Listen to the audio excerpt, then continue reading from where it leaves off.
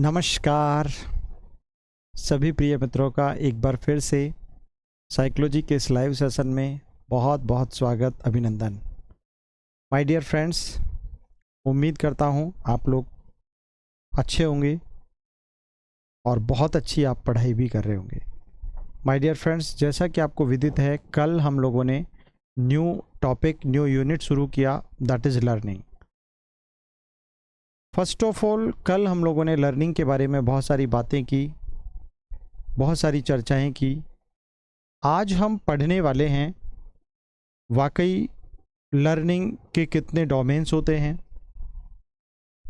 ठीक है, लर्निंग कितने टाइप्स का होता है, और साथ ही साथ कंसेप्ट्स ऑफ लर्निंग को हम लोग कैसे जानें।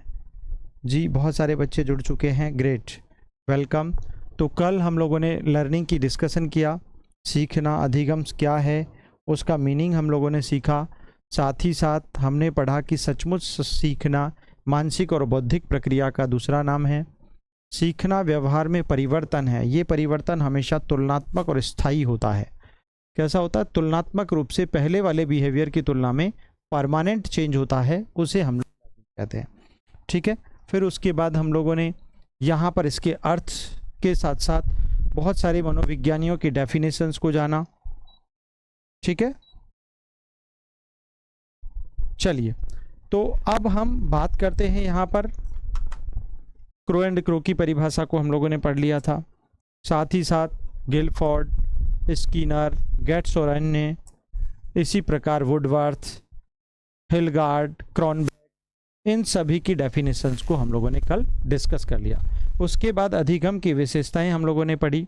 सीखना विकास है, सीखना खोज है, सीखना सार्वभौमिक होता है, सीखना सकारात्मक और नकारात्मक दोनों होता है।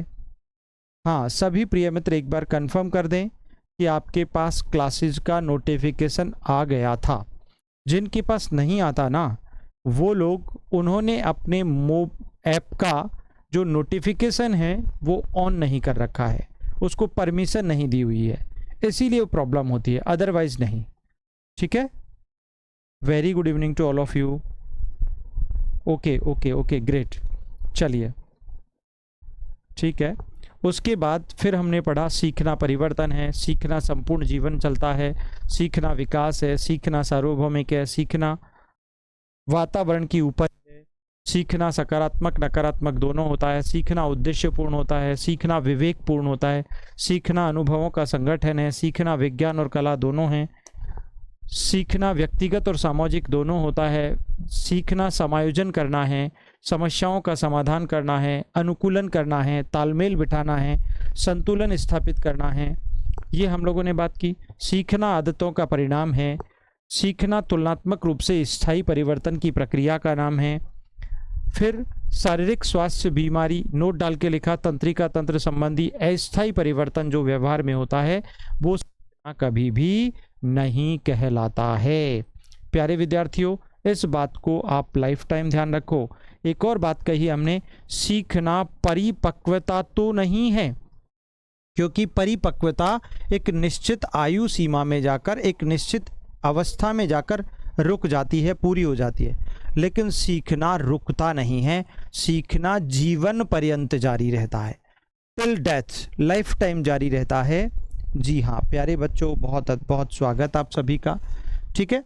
सीखना परिपक्वता नहीं है, लेकिन परिपक्वता से प्रभावित जरूर होता है। मान लीजिए एक बालक का शारीरिक विकास जैसा भी हुआ, तो उसके बहुत सारे कार्य उसके जैसा उसका शरीर है उसके अनुरूप ना हो करके उनसे प्रभावित होते हैं। कभी कभी ऐसा होता है कि उसी अनुरूप कार्य होता है, बाकी जो कार्य होते हैं वो नहीं हो पाते हैं, तो उसके अनुकूल यह प्रभावित जरूर होता है। फिर हम लोगों ने बात की, ये सब हमने लिख लिया था। हाँ, अब हम एक बात करते हैं जो बहुत ही इम्पोर्टेंट है। आज देखिएगा, हम लोग एक और पॉइंट लिख लेते हैं। सीखना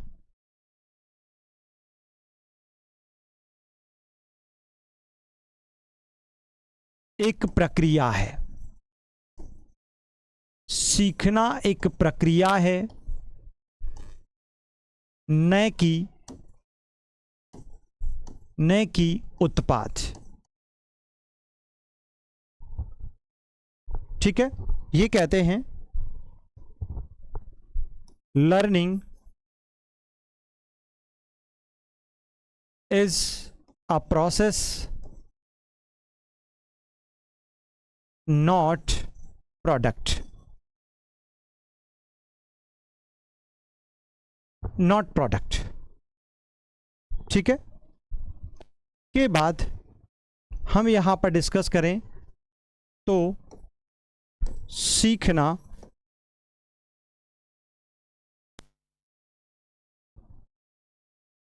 खोज है।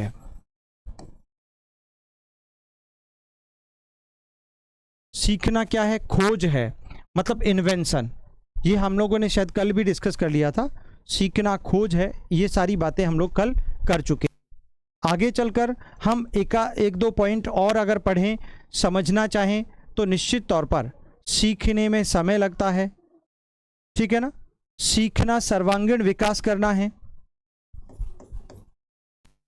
सीखना सर्वांगीण विकास, सर्वांगीण विकास मतलब ऑल राउंड डेवलपमेंट।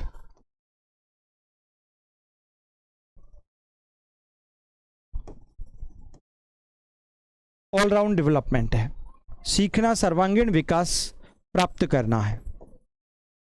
कुल मिलाकर अगर आप बालकों का निश्चित तौर पर अगर उसे लर्निंग प्रोवाइड कर रहे हो बालकों को, तो आप बालकों का ऑल राउंड डेवलपमेंट कर रहे हो।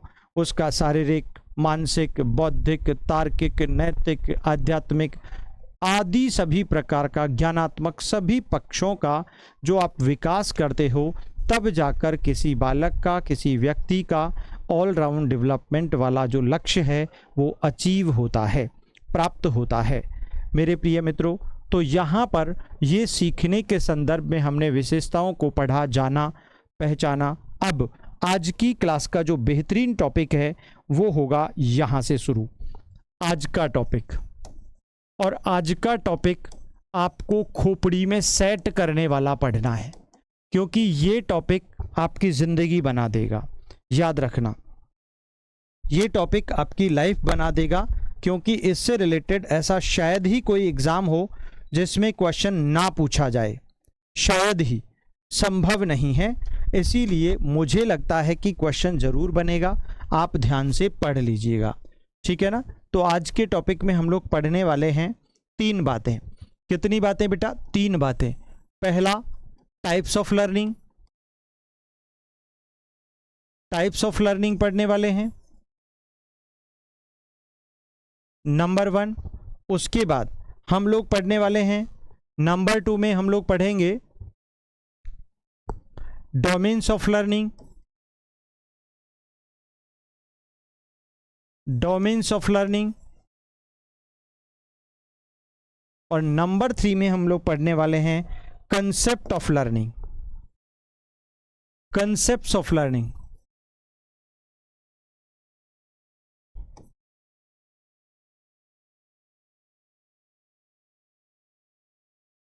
ठीक है, 3 चीजें हम लोग डिस्कस करेंगे बेटा। 3 चीजें यहां पर, इसको तो हम लोग कहते हैं अधिगम के भेद या प्रकार,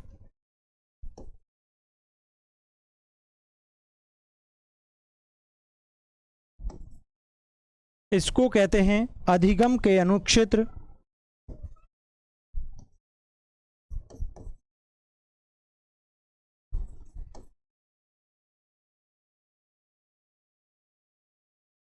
और इसको कहते हैं अधिगम का संप्रत्य।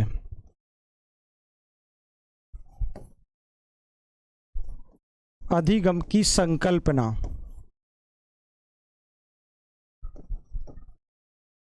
या संप्रत्य भी कह सकते हैं या प्रत्यय भी कह सकते हैं।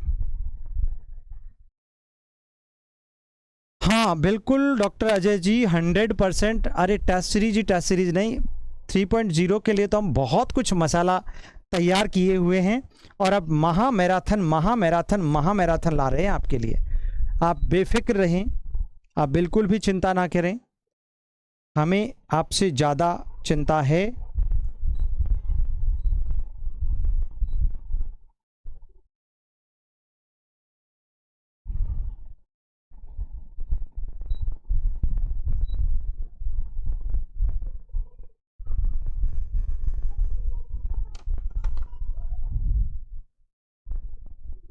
चलिए अब देखिएगा, हाँ तो यहाँ पर जब हम बात करते हैं सबसे पहले किसकी, टाइप्स ऑफ लर्निंग की, तो टाइप्स ऑफ लर्निंग 3 प्रकार के होते हैं।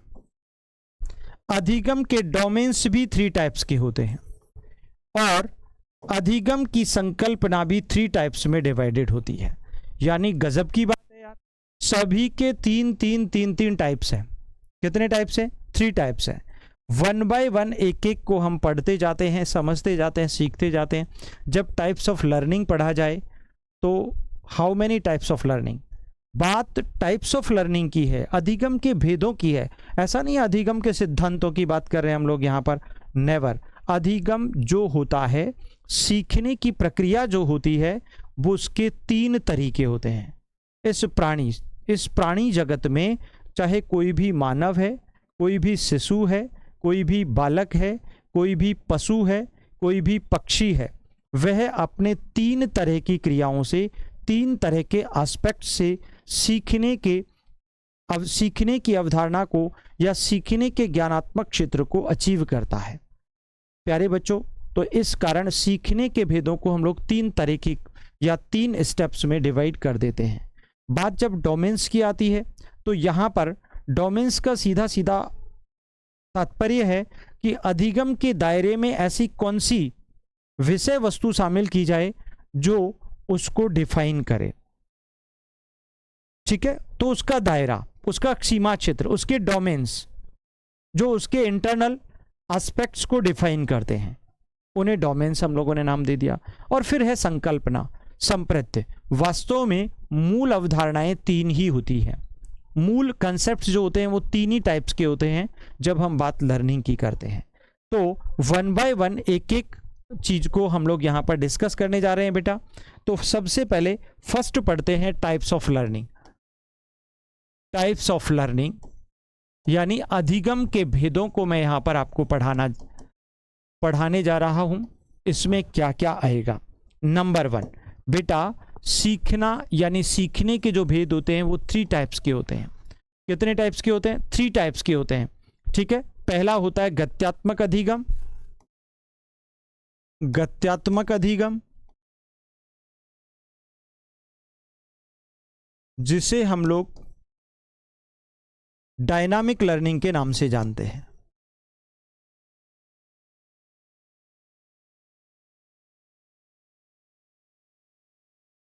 ठीक है, नंबर 2 पर आता है आपका, दूसरा होता है वाचिक अधिगम। वाचिक या शाब्दिक अधिगम। वाचिक या शाब्दिक अधिगम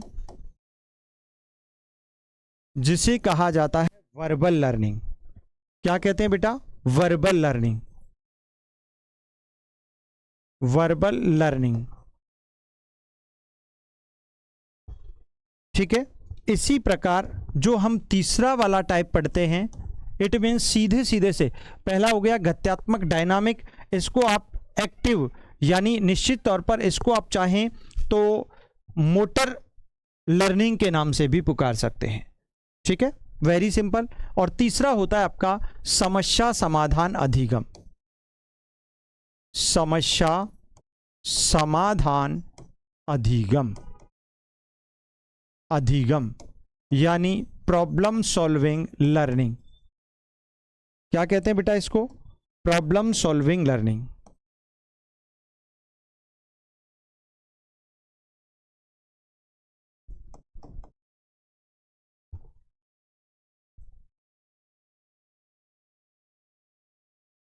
इस तरीके से ये 3 टाइप्स होते हैं लर्निंग के। ठीक है, अब पहले टाइप में क्या आता है थोड़ा सा पढ़ लेते हैं। डायनामिक यानी जब कोई व्यक्ति या जब कोई बालक क्या करके, क्रिया द्वारा सीखता है। क्रिया करके सीखना। क्रिया करके सीखना। अब क्रिया करके सीखना मतलब यानी जब एक शिशु बालक, जब हमेशा जब भी कोई साइकोलॉजिकल टॉपिक पढ़ो तो सबसे पहले एक छोटे बच्चे का एग्जाम्पल अपनी खोपड़ी में इंसर्ट कर लो। ठीक है, very good evening to all of you my dears, very very most excellent. चलिए ग्रेट। तो क्या है गत्यात्मक डायनामिक, यानी जहां पर आपकी शारीरिक गति होती है, जहां पर आपकी शारीरिक क्रियाएं होती हैं, जहां पर आपकी फिजिकल एक्शन और एक्टिविटीज होती हैं, और उनके आधार पर अगर कोई बालक सीखता है, that is dynamic learning. For example, cycle चलाकर, दौड़कर, खेलकर, कूदकर, भागकर, जब बच्चा कुछ गति करना सीखता है, जब बच्चा कुछ क्रियाएं करना सीखता है, जब बच्चा कुछ व्यवहार को संचालित करना सीखता है और उनके आधार पर सीखता है, उसी को गत्यात्मक अधिगम के नाम से जाना जाता है। क्लियर हो गया माय डियर? तो यहां पर क्रिया करके सीखना मतलब, अब ये कौन सी क्रिया है बेटा? अरे शारीरिक क्रिया, फिजिकल एक्टिविटी। कौन सी क्रिया बेटा? शारीरिक क्रिया। ठीक है, जैसे जैसे खेलना, कूदना, दौड़ना, साइकिल चलाना,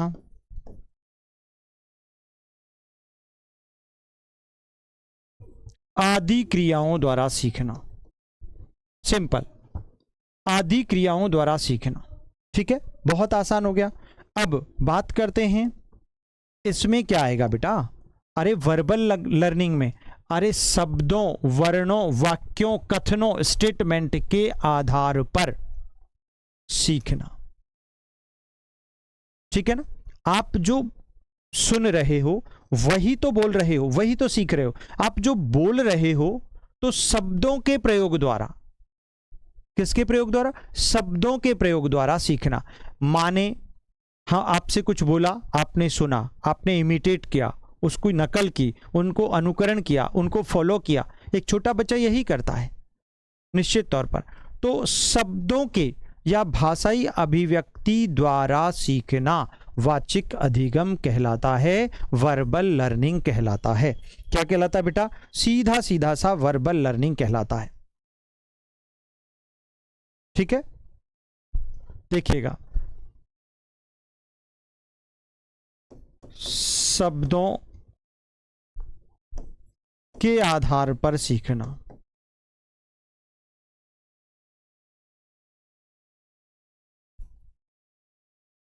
अब शब्दों के आधार पर सीखना सबसे ज्यादा, आप याद होगा ये, सबसे ज्यादा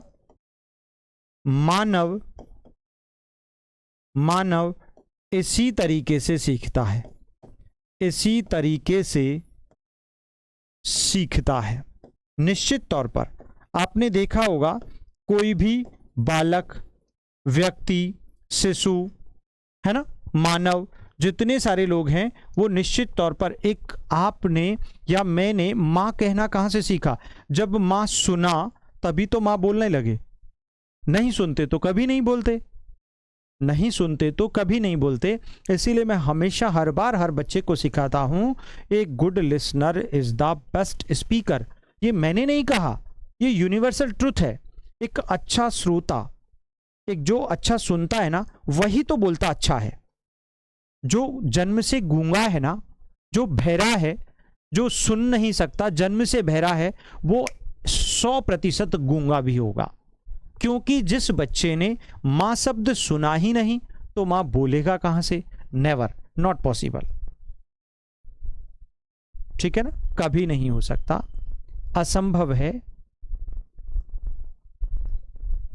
कोई बात नहीं, डजेंट मैटर। और चूंकि थोड़ा सा एप्लीकेशन पर कुछ काम हो रहा था, इस कारण आज आपके मोटिवेशन वाला, इंटेलिजेंस वाला सारे नोट्स जो हैं वो आज अपलोड हो जाएंगे। ठीक है, लेट या सुबह हो जाएंगे, क्योंकि कुछ कारण से पीडीएफ अपलोड नहीं हो रही थी, टेक्निकल हो जाती हैं चीज़ें। चलिए, तो ये समझ में आ गया आपको। अब जब बालक या जब व्यक्ति समस्या समाधान करके सीखता है ना, समस्याओं का समाधान करके सीखना, समाधान करके सीखना, समस्या समाधान अधिगम कहलाता है। यानी आपके जीवन में प्रत्यक्ष अप्रत्यक्ष किसी भी प्रकार की कोई समस्या आती है तो आप उस समस्या का समाधान करके उस समस्या के उस प्रॉब्लम के सॉल्यूशन के आधार पर कुछ सीख लेते हैं, कुछ जान लेते हैं, कुछ पता कर लेते हैं। फॉर एग्जाम्पल, आप कहीं रास्ते में जा रहे हैं, जाते जाते कोई प्रॉब्लम आपको हुई और आपने उस प्रॉब्लम को पूरी डटकर हिम्मत से, पूरे पैशन से, पूरी ताकत से उसका समाधान किया, उसका सॉल्यूशन किया। तो ये सॉल्यूशन की जो प्रोसेस है, वो समाधान की जो युक्ति है, उससे आपने बहुत सारी चीज़ें सीख ली, बहुत सारी सूचनाएं आपको मिल गई। That is the problem solving learning. तो मेरे प्रिय मित्रों, सीखना 3 तरीके का होता है। पहला, जब हम कुछ करके सीखते हैं। दूसरा, जब हम सुनकर और बोलकर सीखते हैं, क्या शब्दों को। और तीसरा, जब हम किसी समस्या में घिर जाते हैं और तब लड़ते हैं अपने आप से, लेकिन हार नहीं मानते, हथियार नहीं डालते, मेहनत करते जाते हैं, प्रयास करते हैं, खूब असफलताएं मिलती हैं, लेकिन रुकते नहीं हैं, थमते नहीं हैं और अपनी समस्याओं को खुद रिजॉल्व करना सीख लेते हैं। तो इस तरीके से जब हम सीखते हैं, वो प्रॉब्लम सॉल्विंग लर्निंग के नाम से पढ़ा जाता है। तो these are the types of learning, right. आगे पढ़ते हैं। दूसरा पॉइंट है आपका, दूसरा बिंदु है अधिगम के अनुक्षेत्र, domains of learning. Domains of learning,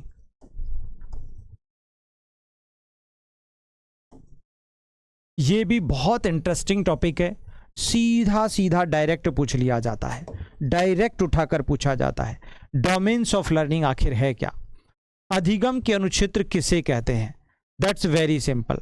easy topic है, लेकिन है बहुत मस्त और मज़ेदार, क्योंकि इसके बिना संभव ही नहीं है कि आप बहुत सारी चीज़ों को सीख पाएँ, समझ पाएँ, जान पाएँ। तो डोमेन्स ऑफ लर्निंग कितने टाइप्स के होते हैं बेटा? 3 टाइप्स के होते हैं। ये भी 3 टाइप्स के होते हैं। पहला, संज्ञानात्मक यानी कॉग्निटिव।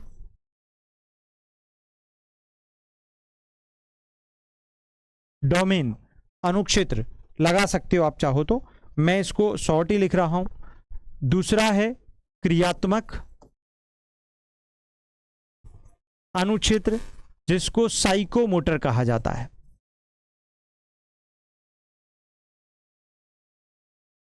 ठीक है। और तीसरा है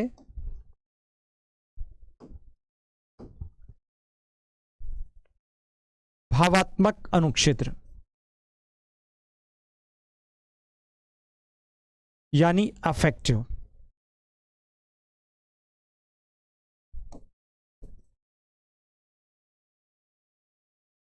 अफेक्टिव डोमेन, ठीक है ना, अफेक्टिव डोमेन होता है। ये 3 प्रकार के डोमेन्स होते हैं मित्रों। सबसे पहली बात आती है कि ये संज्ञानात्मक अनुक्षेत्र है क्या। पहला क्वेश्चन ये बनता है, संज्ञानात्मक अनुक्षेत्र यानी कॉग्निटिव डोमेन से सीखने के संदर्भ में आप क्या समझते हैं, आप क्या जानते हैं? तो पहली बात, यानी सूचनाओं को ग्रहण करने संबंधी ऐसा एक पक्ष जिसमें तर्क होता है, वितर्क होता है, सोच होती है, समझ होती है, विचार होता है, चिंतन होता है, कल्पना होता है, वर्गीकरण होता है, विवेकीकरण होता है। इट मीन्स कहने का सीधा सीधा सा अर्थ ये हुआ कि संज्ञानात्मक यानी कॉग्निटिव डोमेन में, कॉग्निटिव डोमेन का संबंध बालक के या व्यक्ति के या मानव के बौद्धिक या मानसिक पक्ष से होता है। पहली बात, ये किससे संबंधित होता है बेटा? बौद्धिक और मानसिक पक्ष, इंटेलेक्चुअल पार्ट, ठीक है ना। बौद्धिक या मानसिक पक्ष, बौद्धिक या मानसिक पक्ष से संबंधित है, पहली बात। ठीक है, क्लियर हो गया। उसके बाद इसमें क्या क्या एग्जाम्पल्स पूछेगा आपसे एग्जामिनर? देखो, तर्क करना, वितर्क यानी कुतर्क करना, ये भी इसी में आएगा। चिंतन करना, कल्पना करना, विचार करना, नियमीकरण करना,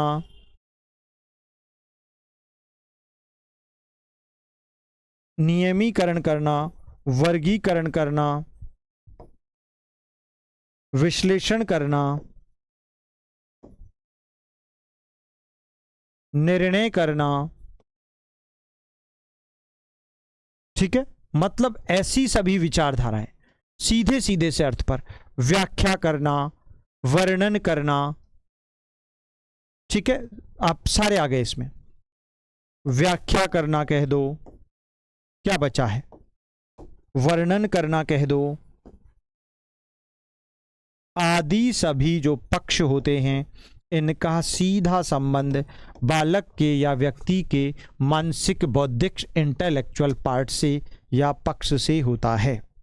बात समझ में आई क्या? आवाज क्लियर नहीं आ रही है, ऐसा कुछ बच्चे हमसे बोल रहे हैं। हमने आपकी बात सुन ली है, अब बता दें, अब तो सही आ रही है ना मित्र? कभी कभी बोलने में ऐसा हो जाता है ना? डोंट वरी, आप ज़्यादा चिंता ना करें।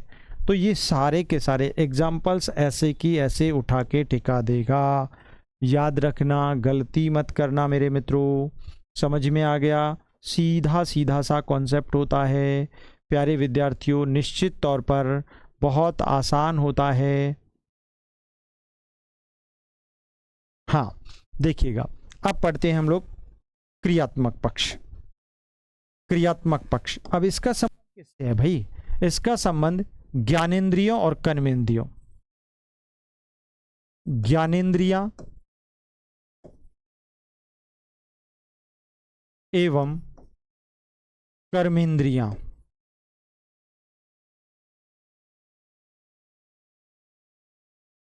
ज्ञानेंद्रियां एवं कर्मेंद्रियां इससे रिलेटेड होती हैं। पहली बात, उद्देश्य क्या होता है इसका बेटा? व्यवहार में परिवर्तन लाना। उद्देश्य क्या है, पर्पज क्या है? व्यवहार में परिवर्तन लाना। व्यवहार में परिवर्तन लाना, ये इसका पर्पज है, परिवर्तन लाना, ये इसका मुख्य उद्देश्य है। एग्जाम्पल क्या आ सकते हैं? अभी कुछ देर पहले ही आपने पढ़ा था, वे ही चलना, फिरना, दौड़ना, लिखना, कूदना, उछलना, मटकना, रोना। ठीक है ना? चलना, फिरना, खेलना, दौड़ना। ठीक है, लिखना, आदि सभी साइकोमोटर डोमेन से रिलेशन रखते हैं, रिलेटेड होते हैं। याद रखना प्यारे बच्चों, एक भी एग्जाम्पल एग्ज़ाम में बाहर नहीं जाता है। ये हमारा आपके प्रति विश्वास और हमारे कंटेंट पर हमको खुद को कॉन्फिडेंस है। बस ये चीज़ें आप सीख लो, ध्यान से समझ लो चीज़ों को, कभी कोई गड़बड़ नहीं होती। सीधा क्वेश्चन पूछता है, रेगुलेशन, नियमीकरण का संबंध लर्निंग के किस डोमेन से होता है? माय डियर, कॉग्निटिव डोमेन से। सीधा पूछता है, लॉजिक्स का संबंध लर्निंग के किस डोमेन से होता है? तो सीधा आपने बता दिया कॉग्निटिव डोमेन से। आपसे पूछ लिया फिजिकल एक्टिविटीज़ का संबंध किस डोमेन से होता है? तो आपने बता दिया psychomotor domain. Is it clear my dear friends? इस तरीके से आपको इस चार्ट के आधार पर सीखना और समझना चाहिए, कोई गलती होने के चांसेस नहीं होते हैं। ओके माय डियर्स, चलिए अगला और बचता है आपका, दैट्स वेरी सिंपल, भावात्मक। भाई इसका संबंध सीधा सीधा सा एक प्रश्न बन गया कि यार अफेक्टिव डोमेन का संबंध, लर्निंग का जो अफेक्टिव डोमेन है उसका संबंध आखिरकार होता किससे है? तो सीधी सीधी सी बात है, जो भी हृदय में उठने वाले भाव हैं, यानी सीधा सीधा सा इसका संबंध भावों से, हृदय में उठने वाले भावों से। ऐसे डायरेक्ट लिख लो, हृदय में उठने वाले, हृदय में उठने वाले भाव संवेग, संवेदना आदि से, ठीक है ना, आदि से इसका संबंध होता है। इसीलिए इसका संबंध सीधे सीधे तौर पर जैसे करके आप एग्जाम्पल लिखें तो आप क्या लिखेंगे, खुशी, दुख, ये दोनों के दोनों क्या हैं, भाव हैं। क्या है, भाव है। अगर आप इसके साथ साथ और भी एग्जाम्पल्स, प्रेम करना, क्रोध करना, है ना, ये सारे ये भी भावी हैं। प्रेम, हास्य, क्रोध, पीड़ा आदि सभी भाव पक्षों का संबंध सीखने के, अरे सीधा सा अर्थ ये है कि लर्निंग डोमेन्स में कौन कौन से क्राइटेरियाज आते हैं जिनके आधार पर आप लर्निंग को जानते, पहचानते, समझते, सीखते हैं। तो सीधा सा अर्थ हो गया आपका पहला टाइप जो डोमेन होता है वो कॉग्निटिव डोमेन होता है, जिसका संबंध बौद्धिक और मानसिक पक्ष संबंधी सभी प्रकार की क्रियाओं से होता है। दूसरा डोमेन होता है वो साइकोमोटर यानी आपका क्रियात्मक होता है, जिसका संबंध फिजिकल एक्टिविटीज से होता है। ज्ञानेंद्रियों और कर्मेंद्रियों द्वारा जो भी एक्शंस होते हैं, जो भी क्रियाएं होते हैं, उसके आधार पर जब सीखते हैं, दैट इज साइकोमोटर डोमेन। उसके बाद तीसरा आपका अफेक्टिव डोमेन, भावात्मक। इसका सीधा सीधा सा अर्थ अगर हम पढ़ते हैं, जानते हैं, तो भाव पक्ष से इसका संबंध होता है। हृदय में उठने वाले संवेग, संवेदनाओं से इसका संबंध होता है, जहां पर खुशी, दुख, क्रोध, पीड़ा, कष्ट, हास्य, विनोद आदि सभी प्रकार के भाव यहां पर शामिल होते हैं।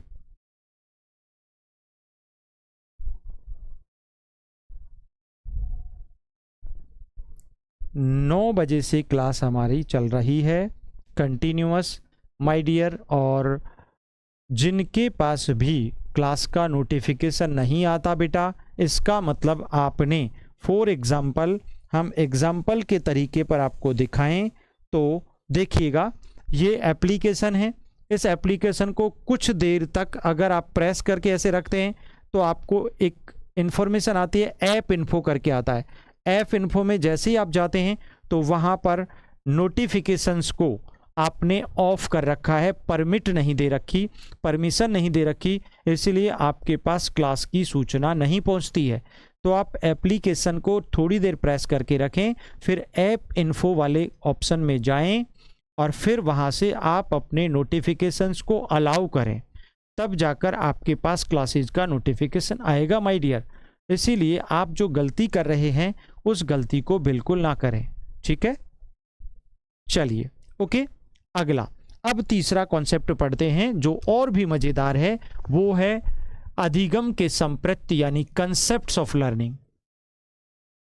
प्यारे बच्चों, मैं आपको बताना चाहता हूं कंसेप्ट्स ऑफ लर्निंग यानी अगर आज की इस क्लास को जिसने भी पढ़ लिया है वो लर्निंग की बहुत सारी गणित समझ गया है, लर्निंग की बहुत सारी चीजें सीख चुका है, जान चुका है, समझ चुका है।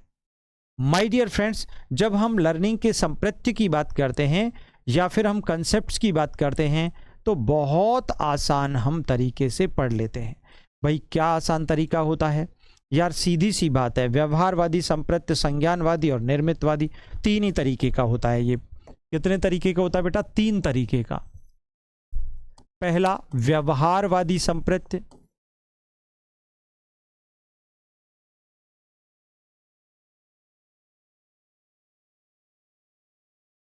है ना, बिहेवियरल कंसेप्ट।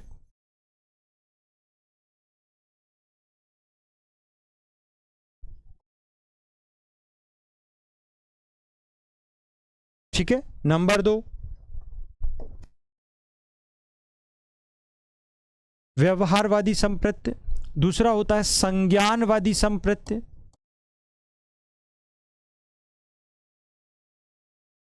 या कंसेप्ट।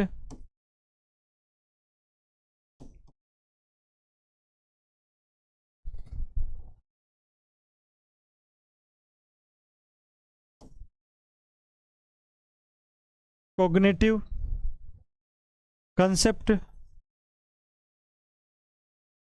और तीसरा होता है आपका माय डियर, निर्मितवादी संप्रत्य।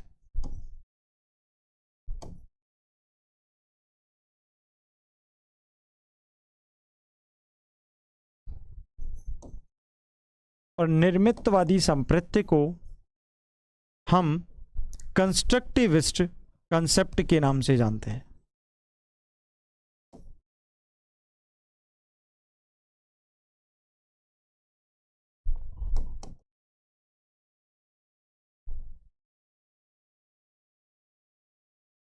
ठीक है, अब देखो थोड़ा थोड़ा सा यहां पर सबसे पहले अपन पढ़ लेते हैं व्यवहारवादी संप्रत्य क्या है, बिहेवियरल कंसेप्ट क्या है। माय डियर, जब भी आप जितने भी बिहेवियरल कंसेप्ट्स को पढ़ो, यानी आप व्यवहारवादी अधिगम के सिद्धांतों को पढ़ोगे, इसमें भाई दुनिया में तीन ही तरह की विचारधाराएं हैं, यानी तीन ही तरह के विद्वान हुए, तीन ही तरह की विचारधाराएं हुई, तीन ही तरह के कंसेप्ट्स ने सीखने की प्रक्रियाओं में जन्म लिया। या तो व्यवहारवादी मनोविज्ञानियों ने व्यवहारवाद के आधार पर सीखने की वकालत की, ठीक है, या फिर संज्ञानवादी विचारधारा के लोगों ने सीखने की वकालत की, और तीसरा निर्मितवादी विचारधारा के लोगों ने। तो यहां पर तीन तरह की विचारधाराएं विद्यमान हैं। प्यारे बच्चों, जब भी आप बिहेवियर पढ़ो, जब भी आप पढ़ो, तो एक बात आज के बाद लाइफ टाइम सीख लेना कि बिहेवियर, जहां भी व्यवहार आता है तो वहां पर आपको उद्दीपक, उद्दीपक यानी स्टिमुलस प्लस आपको अनुक्रिया यानी रिस्पॉन्स, अनुक्रिया या प्रतिक्रिया जरूर मिलेगा, जरूर मिलेगा। और इन दोनों का परिणाम ही व्यवहार कहलाता है। अरे मेरी बातें समझ जाओ, अगर आप पावलोव पढ़ो, स्किनर पढ़ो, गुथरी पढ़ो, थॉर्नडाइक पढ़ो, मैकडूगल पढ़ो, पिल्सबरी पढ़ो, अरे कोई भी व्यवहारवादी को पढ़ लो, उनके सिद्धांतों में दो चीजें आपको देखने को मिलेंगी। पहली बात, स्टिमुलस, उद्दीपक। उद्दीपक क्या होता है यार? दुनिया की हर चीज उद्दीपक है जो मानव की जरूरत है। ये मार्कर उद्दीपक है, ये शर्ट उद्दीपक है, ये बोर्ड उद्दीपक है, ये कैमरा उद्दीपक है, इसी एवरीथिंग इज स्टिमुलस, जिसकी मानव को जरूरत पड़ी और उसने उनका आविष्कार किया। ओके गाइज, तो उद्दीपक यानी उद्दीपक और अनुक्रिया 100% किस में होंगी? व्यवहार।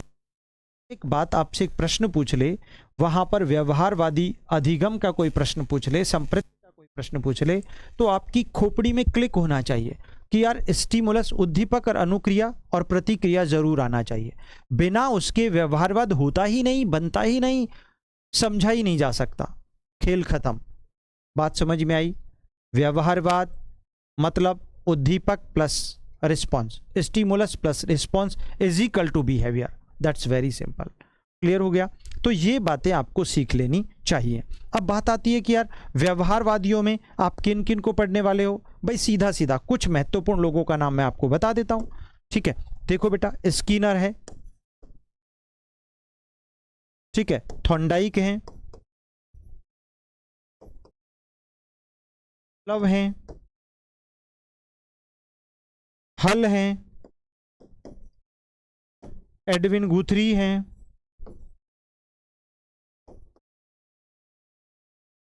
आदि, जर्ड टर्मन, बहुत सारे लोग हैं आदि। ये ऐसे लोग हैं जो व्यवहारवादी विचारधारा के प्रबल समर्थक हैं, है ना। एक वॉटसन, वॉटसन तो व्यवहारवादी हैं ही, वॉटसन भी आप लिख सकते हैं। आदि सभी व्यवहारवादी संप्रत्य के समर्थक हैं। इट मीन्स जब भी आप अधिगम की थ्योरीज में पढ़ेंगे, अधिगम के सिद्धांतों को पढ़ेंगे, तो वहां पर आपको मैं इन सभी से परिचित करवाने वाला हूं, इनकी थ्योरीज से आपको परिचित करवाने वाला हूं, क्योंकि आपके सिलेबस में सीधा सीधा नाम डाला हुआ है, डायरेक्ट नाम डाला हुआ है। जी हाँ, बिल्कुल डायरेक्ट नाम डाला हुआ है। और गजब की बात तो यह है, कभी कभी कुछ कुछ बच्चे पता नहीं कहां कहां से पढ़ लेते हैं, हमारे प्यारे बच्चे बेचारे, जिनको बहुत सारी चीजें पता नहीं होती, और वो गलत चीजों को मेरे पास उन्होंने स्क्रीनशॉट लेके भेजा, सर इसका आंसर क्या है। आपने कुछ ये बताया, हमने ये बताया, हमने कहा आप उस पुस्तक के उस प्रमाण पर एनसीईआरटी के उस पे जाके देख लीजिएगा। भाई मूल दुश्चिंता तो कैरेन हार्नी जो कि फ्राइड की शिष्या थी उन्होंने ही दिया था बाल्यावस्था के लिए। इसका क्वेश्चन ही हमने कितनी बार अप्लाई किया है, पूछा हुआ है। इन चीजों को समझो, जानो। लेकिन आप दूसरी जगह से कहां से गलत सलत पढ़ लेते हो, इन्फॉर्मेशन पता ही नहीं, लोग क्या क्या लिखा देते हैं, पढ़ा देते हैं। खैर चलिए दूसरा, अब दूसरा देखो, संज्ञानवादी संप्रत्य जब आप पढ़ें तो प्यारे बच्चों मैं आपको हमेशा सिखाता हूं, यानी निश्चित तौर पर संज्ञानवाद में, अरे भाई संज्ञान का अर्थ ही सूचना है, और ये सूचनाएं, इनका प्रत्यक्षण, इनका प्रत्यायस्मरण, इनके प्रति तर्क, इनके प्रति चीजों को, अनुभवों का संगठन, ये आपका बुद्धि पक्ष या आपके मानसिक पक्ष को कोरिलेट करता है। इस कारण संज्ञानवाद में क्या होता है प्यारे बच्चों, खोपड़ी में सेट कर लो हमेशा के लिए। भाई क्या होगा, पहली बात वातावरण के साथ प्लस में मानसिक और शारीरिक क्रिया द्वारा, मानसिक व शारीरिक क्रिया द्वारा। एक बात खोपड़ी में सेट कर लो यार, निश्चित तौर पर जब भी कॉग्निटिव डेवलपमेंट पढ़ोगे, कॉग्निशन पढ़ोगे, संज्ञानवादी विचारधारा पढ़ोगे, तो फिर क्या होगा बेटा, संज्ञानवाद के अंतर्गत बच्चा, शिशु बालक वातावरण के साथ अनुक्रिया करके, खोज करके, एक्टिव सक्रिय रूप से नवीन ज्ञान का, नवीन सूचनाओं को प्राप्त करता है, संज्ञानवाद कहलाता है। क्या कहलाता है मेरे दोस्त, संज्ञानवाद। संज्ञानवादी विचारधारा को खोपड़ी में इंसर्ट कर लो, लाइफ में भूलना नहीं है। अरे भैया संज्ञानवाद है क्या भला, कॉग्निशन आखिर है क्या चीज? सिंपल सी बात, ऐसी वह प्रक्रिया जिसमें बालक वातावरण, एनवायरमेंट के निकट जाता है, पास जाता है, और वहां पर जाकर खुद एक्टिव पोजीशन में, सक्रिय लर्नर के रूप में, एक्टिव लर्नर के रूप में वह खोज करता है, सर्च करता है, नवीन ज्ञान का निर्माण करता है, नवीन ज्ञान को ढूंढता है। वो क्या है, निश्चित तौर पर, लेकिन कैसे करेगा भैया, मानसिक कैसे, शारीरिक कैसे, किसी चीज को स्पर्श किया उसके आधार पर सूचना, आग को स्पर्श किया उसको सूचना मिल गई और जिंदगी भर दोबारा आग के पास नहीं जाएगा। पैर में कांटा लगा, कांटा लगते ही मस्तिष्क के पास सूचना आई और वहां से अपने पैर उठा लिया अपने आप ही। आंधी और तूफान चली, आंधी और तूफान के चलते ही आंखों का अपने आप बंद हो जाना, भले ही गाड़ी कितनी भी स्पीड पे है लेकिन आंखें अपने आप बंद हो जाएंगी, एक्सीडेंट भले ही हो जाए। तो ये क्या है, सूचनाएं हैं। तो इस प्रकार जब आपकी शारीरिक क्रियाओं द्वारा, मानसिक क्रियाओं द्वारा, संवेदनाओं द्वारा, अनुभूति के द्वारा जब बालक बहुत सारी सूचनाओं को इकट्ठा करता है, इस संपूर्ण प्रोसेस को संज्ञानात्मक प्रक्रिया कहते हैं। ठीक है, इसमें हम लोग कौन पढ़ने वाले हैं आपको तो पता ही है, जीन पियाजे,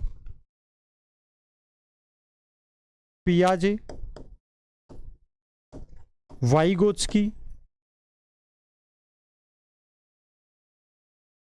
ब्रूनर, वर्दीमर, कुर्तलेविन,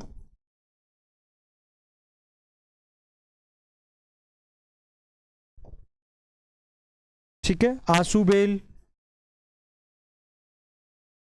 आदि सभी पढ़ने वाले हैं। क्लियर? और लास्ट और अंतिम पढ़ते हैं हम लोग, लास्ट और अंतिम चीज यहां पर इसकी पढ़ते हैं, वो ये रही। क्या है बेटा? Very simple, that's very easy, easy है। निर्मितवाद, इसको रचनावाद भी कहते हैं, रचनावाद भी कहते हैं प्यारे बच्चों, संरचनावाद भी कह सकते हैं। ठीक है ना, कंस्ट्रक्टिविज्म कंसेप्ट। भाई इसमें ज्ञान या अनुभव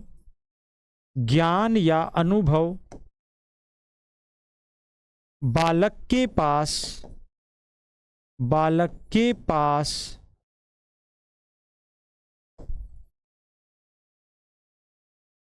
पहले से ही विद्यमान होता है।